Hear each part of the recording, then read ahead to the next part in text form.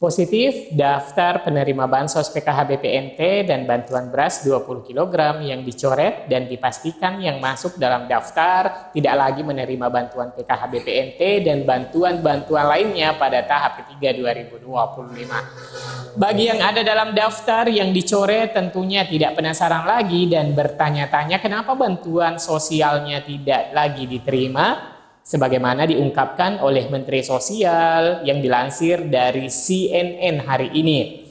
Nah, bagi masyarakat yang komplain mengenai bantuan yang belum dicairkan atau yang tercoret, Gus Ipul menjelaskan agar masyarakat mengetahui cara pengaduannya.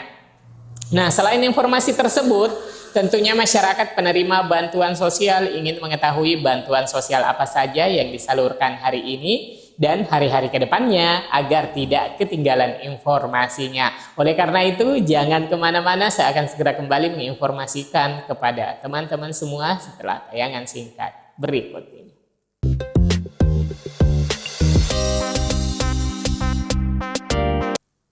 Assalamualaikum warahmatullahi wabarakatuh. Halo semua teman-teman, semoga hari ini selalu dalam kedamaian dan kesejahteraan. Dan kami berharap kita semua diberikan kesehatan, rezeki yang lapang, dan kesuksesan di setiap usaha. Amin ya rabbal alamin.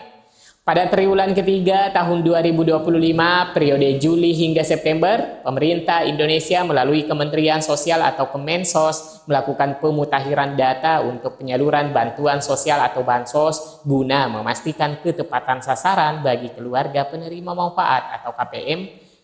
Pemutakhiran ini berfokus pada validasi dan pembaruan data terpadu kesejahteraan sosial atau DTKS serta data tunggal sosial ekonomis nasional DTSEN sesuai dengan instruksi Presiden nomor 4 tahun 2025.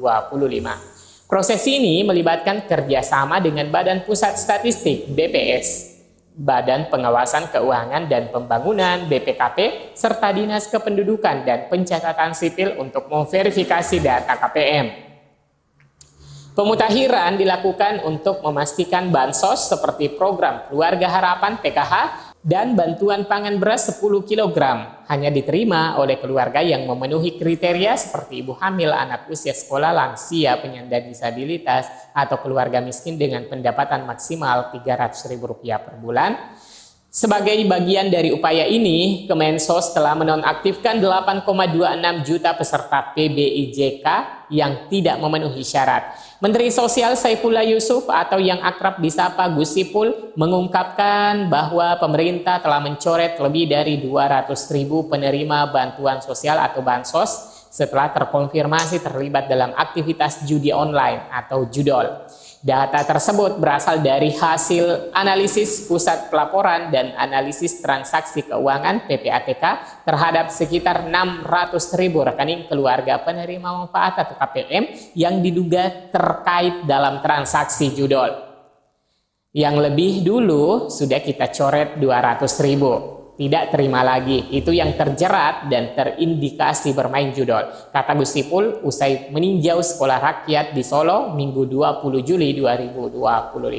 Sisanya sebanyak 400.000 rekening masih dalam proses evaluasi. Gus Ipul mengatakan Kemensos siap mencoret rekening penerima bansos yang terkonfirmasi bermain judol. Kalau memang betul-betul terbukti, ya akan kita coret juga, kata dia. Ia menjelaskan pencoretan terhadap 200.000 penerima dilakukan per triwulan 2 tahun ini. Proses evaluasi terhadap sisa 400.000 penerima masih terus berjalan dan kemungkinan besar akan berdampak pada penyaluran bansos di triwulan ketiga. Tergantung hasil yang kita dapat, kata dia. Selain soal judol, Kemensos juga terus mengevaluasi data penerima bansos secara menyeluruh. Pihaknya akan memelototi aktivitas janggal di rekening penerima bansos. Misalnya kalau ada rekening penerima bansos yang saldonya 5 juta, ya kita akan dalami, kata dia. Tak hanya itu, Kemensos juga tengah meninjau ulang penerima bansos yang sudah tercatat selama lebih dari 1 dekade. Hal ini dilakukan untuk memastikan program bansos tepat sasaran. Judul besarnya ini adalah bansos tepat sasaran, supaya bansos kita itu diterima oleh mereka yang paling membutuhkan, kata dia. Bagi masyarakat yang ingin komplain masalah bantuan sosial, ini kata Gus Ipul, sebagaimana dilansir dari detiknews.com. Lalu kami juga menerima itu kan komplain, ya, ada protes dari sejumlah pihak di medsosnya Kementerian Sosial. Jika memang ada data yang melengkapi itu jauh lebih baik. Jadi kalau ada Bapak Ibu sekalian yang memang katakanlah merasa keberatan melihat hal-hal yang tidak sesuai kenyataan, silakan disampaikan dengan melampirkan data-datanya. Lebih-lebih kalau ada foto rumah, kemudian ada identitasnya, sehingga kami bisa melakukan ground check, bisa menghubungi ya pihak-pihak yang memang keberatan tersebut. Jadi kami mohon kalau ada keberatan itu juga melampirkan bukti-bukti yang cukup agar kita bisa menindaklanjuti. Pelaporan itu mungkin boleh kemana, Gus? Apakah ada kanal Kemensos? Ya, misalkan ada di medsos kita itu banyak itu, Pak, ini tempat saya kok nggak keluar-keluar, kenapa, ada apa? Nah, itu kan ditindaklanjuti. Namanya ini, alamatnya ini, fotonya ini, kan tinggal nambahin data aja. Atau lewat cek pansos, atau lewat call center kami, atau lewat SIG.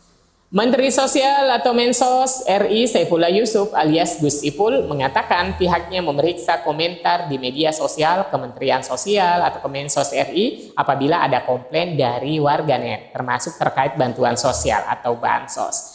Mensos Saifullah Yusuf pun mengatakan apabila ingin mengajukan komplain, alangkah baiknya dilampirkan pula data-data yang mendukung. Selanjutnya informasi mengenai penyaluran bantuan sosial yang disalurkan per hari ini hingga penghujung bulan Juli 2025, yaitu yang pertama bantuan beras 20 kg. Berdasarkan laporan per hari ini, penyaluran berlangsung secara bertahap hingga akhir bulan Juli 2025. Di Kota Tangerang misalnya distribusi dijadwalkan hingga tanggal 25 Juli 2025 untuk 66.245 kpm.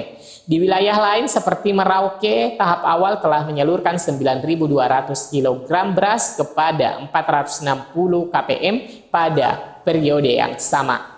Tujuan program bantuan sosial beras selain meringankan beban ekonomi KPM, program ini juga bertujuan menekan inflasi pangan dan menjaga stabilitas harga beras dengan prioritas pada desil 1-5 dan wilayah tertinggal seperti Indonesia Timur dan daerah 3TP, tertinggal, terdepan, terluar, dan perbatasan. Selanjutnya, Bansos PKD Provinsi Daerah Khusus Jakarta. Pemerintah Provinsi DKI Jakarta terus menunjukkan komitmennya dalam memberikan perlindungan sosial bagi warganya yang membutuhkan. Nah, memasuki bulan Juli tahun 2025, sejumlah bantuan sosial atau bansos memang kembali disalurkan, termasuk Kartu Lansia Jakarta KLJ, Kartu Penyandang Disabilitas Jakarta KPDJ, Kartu Anak Jakarta KAJ. Bantuan ini merupakan bagian dari upaya pemenuhan kebutuhan dasar PKD bagi kelompok rentan yang rutin dicairkan setiap tribulan. Berdasarkan informasi resmi dari Dinas Sosial DKI Jakarta, pencairan Bansos KLJ hingga KPDJ Juli 2025 mulai disalurkan secara bertahap di sekitaran tanggal 21 Juli 2025 hingga akhir bulan Juli 2025. Pencairan bansos ini langsung ditransfer ke rekening Bank DKI milik masing-masing penerima manfaat. Penerima dapat mencairkan dana bantuan melalui ATM Bank DKI, aplikasi Jack One Mobile, maupun layanan teller secara langsung. Nah, adapun besaran dana bansos KLJ hingga KPDJ periode Juli 2025 untuk Kartu Lansia Jakarta KLJ Rp300.000 per bulan, Kartu Penyandang Disabilitas Jakarta KPDJ Rp300.000 per bulan, Kartu Anak Jakarta KAJ Rp300.000 per bulan. Nah, teman-teman, demikian untuk informasi yang dapat kami sajikan untuk hari ini. Jika ada komentar dan sarannya, silahkan diketikkan pada kolom komentar di bawah video. Semoga informasi ini bermanfaat. Sampai jumpa di video selanjutnya. Wassalamualaikum warahmatullahi wabarakatuh.